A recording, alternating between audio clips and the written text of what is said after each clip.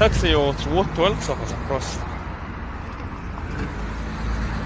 حول حول الجامعة.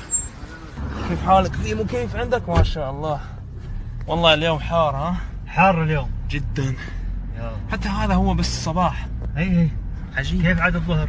اوه سبحان الله. نحن في هذه السنة ما نسافر يا الله، فعلينا أن نتحمل حرارة المدينة. لله. من وين الأخ؟ أنا الشيشاني.